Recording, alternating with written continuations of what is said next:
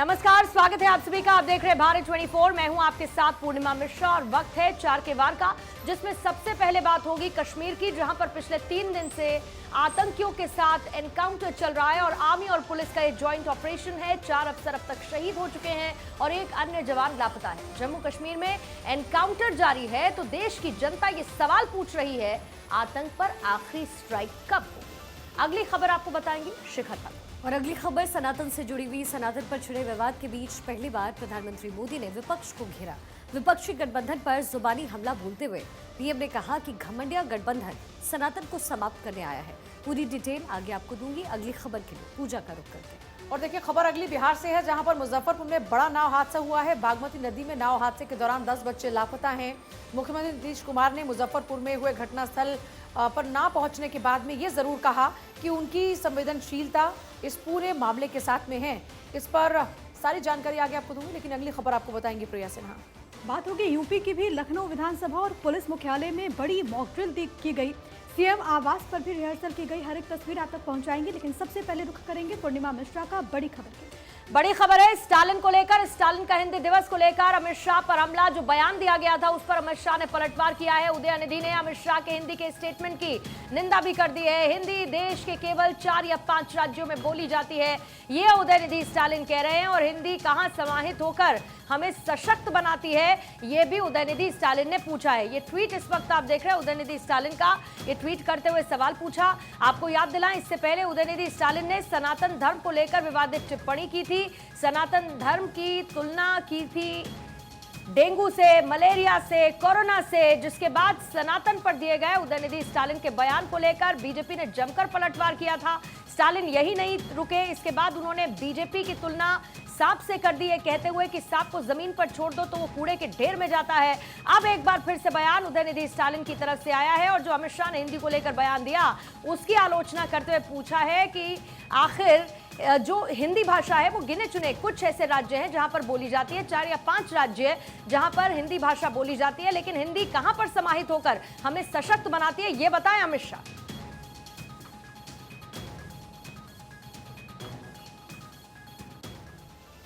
कश्मीर में पिछले 3 दिन में आतंकियों के साथ एनकाउंटर में आर्मी और पुलिस के 4 अफसर शहीद हो गए हैं, वहीं एक अन्य जवान लापता है।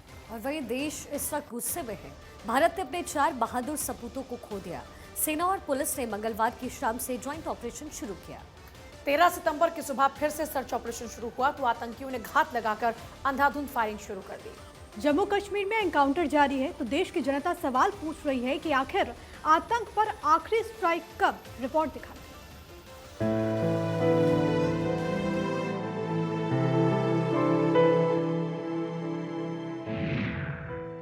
4 सपूतों की शहादत नहीं भूलेगा भारत। देश के लिए शहीद हुए सपूत अब निर्णायक युद्ध। लहू के एक एक कतरे का बदला लेगा हिंदुस्तान। देश गुस्से में है। भारत ने अपने 4 बहादुर सपूतों को खो दिया है। अनंतनाग के गाडोल में बीते 3 से 4 आतंकियों के छिपे होने की खबर मिली थी। सेना और पुलिस ने मंगलवार की शाम से ज्वाइंट ऑपरेशन शुरू किया था। 13 सितंबर की सुबह फिर से सर्च ऑपरेशन शुरू हुआ तो आतंकियों ने घात लगाकर अंधाधुंध फायरिंग शुरू कर दी। आतंकियों की फायरिंग में कर्नल मनप्रीत सिंह, मेजर आशीष धौंचक, डीएसपी हुमायूं भट्ट शहीद हो गए।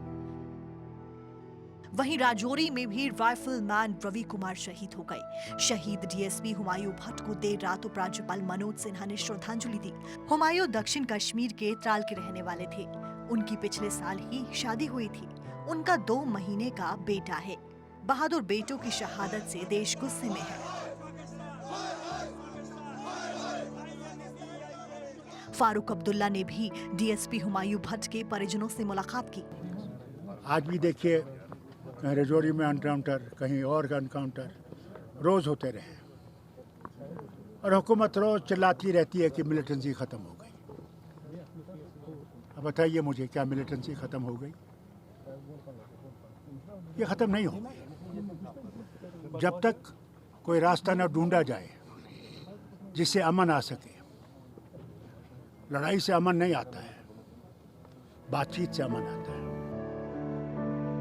कर्नल मनप्रीत सिंह भी इसी मुठभेड़ में शहीद हुए। अनंतनाग में कर्नल मनप्रीत सिंह शहीद हुए। ऑपरेशन का नेतृत्व करते हुए दिया बलिदान। पिछले साल मिला था बहादुरी का सेना मेडल। 4 महीने बाद होना था रिटायर। पंजाब के भराऊजान गांव के निवासी। परिवार में पत्नी, 7 साल का बेटा, 2 साल की बेटी। लश्कर तैयबा से जुड़े प्रतिबंधित रेजिस्टेंट फ्रंट ने हमले की जिम्मेदारी ली है। अफसरों का मानना है कि ये वही आतंकी है जिसने 4 अगस्त को कुलगाम के जंगल में मुठभेड़ में 3 जवान शहीद हो गए थे। कश्मीर में पिछले 3 साल में ये सबसे बड़ा हमला है। Bureau report, Bharat 24।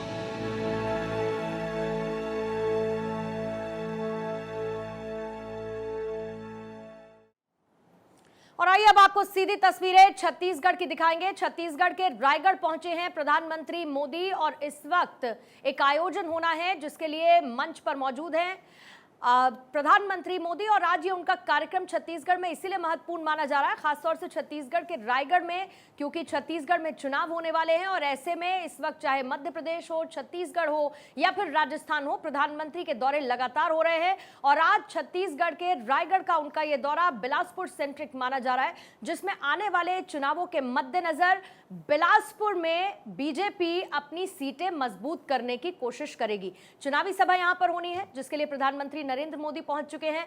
रायगढ़ से ये तस्वीरें हैं जहां आपसे थोड़ी ही देर बाद एक जनसभा का भी आयोजन होगा और उससे पहले उद्घाटन समारोह है जिसके लिए मंच पर मौजूद है प्रधानमंत्री। तो आज सुबह मध्य प्रदेश के दौरे पर पहुंचे थे प्रधानमंत्री मोदी और अब छत्तीसगढ़ में उनकी मौजूदगी है। और चूंकि आने वाले दिनों में विधानसभा चुनाव मध्य प्रदेश और छत्तीसगढ़ में, ऐसे में बीजेपी कमर कस रही है और पूरी तरीके से तैयारियां जोरों पर है। प्रधानमंत्री मोदी इसी सिलसिले में यहां पर पहुंचे हैं और परियोजनाओं का उद्घाटन और शिलान्यास उनके द्वारा मध्य प्रदेश में भी किया गया। मध्य प्रदेश के बीना में उनकी मौजूदगी थी जहाँ उन्होंने करोड़ों की सौगात मध्य प्रदेश की जनता को दिया और अब छत्तीसगढ़ में उनकी इस वक्त मौजूदगी।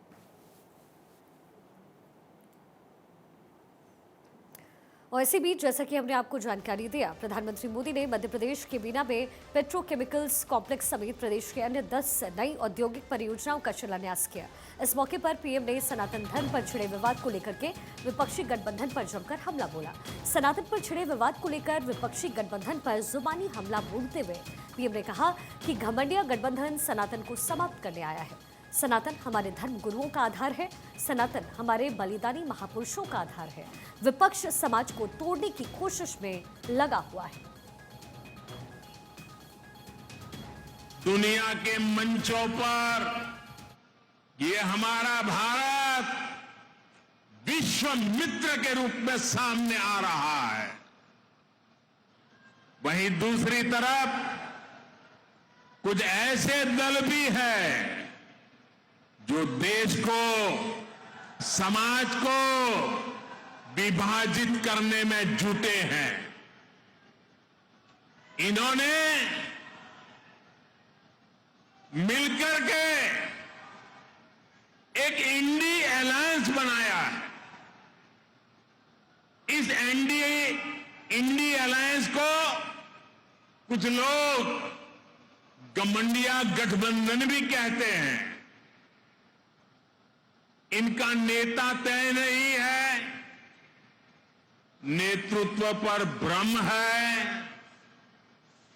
लेकिन इन्होंने पिछले दिनों जो मुंबई में उनकी मीटिंग हुई थी, मुझे लगता है उस मीटिंग में उन्होंने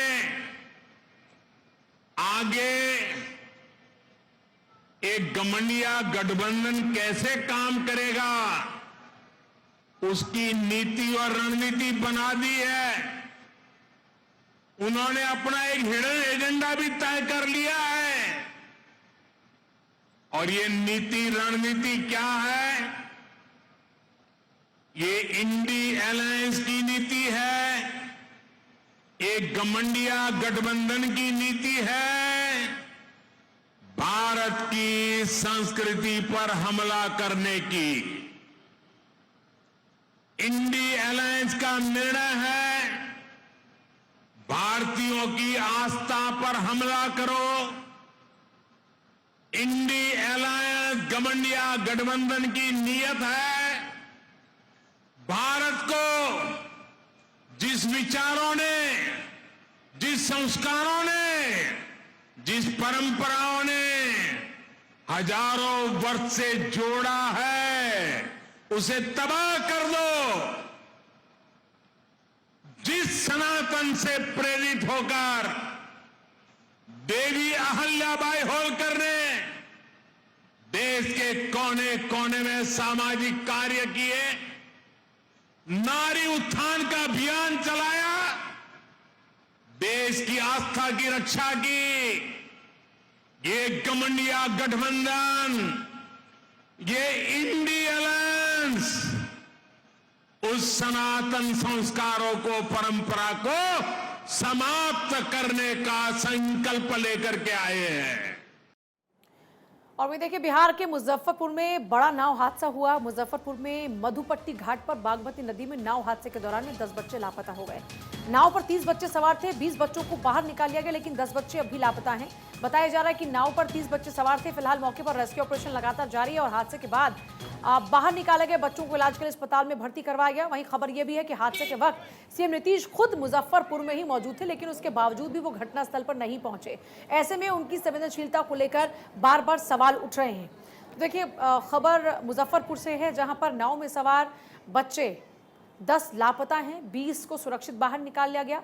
लेकिन सबसे बड़ा सवाल उठे सीएम नीतीश की मुजफ्फरपुर में मौजूदगी को लेकर कि वहां मौजूद होने के बावजूद भी वो परिवार के बीच नहीं पहुंचे, मौके की जगह पर नहीं पहुंचे, परिवार के साथ में इस दुख की घड़ी में खड़े नहीं हुए। हालांकि मौके पर एसडीआरएफ की टीम लगातार डटी हुई है, गोताखोर लगातार डटे हुए हैं, बच्चों को ढूंढने की तमाम कोशिशें की जा रही हैं। अभी कही दिया है डीएम को, देख रहे हैं। घटना घट गई है तो उसको देखेगा। और दूसरी बात है, जो भी इससे पीड़ित हुए हैं उनके परिवार को तो किया ही जाएगा मदद, लेकिन सब चीज को देखा जाएगा।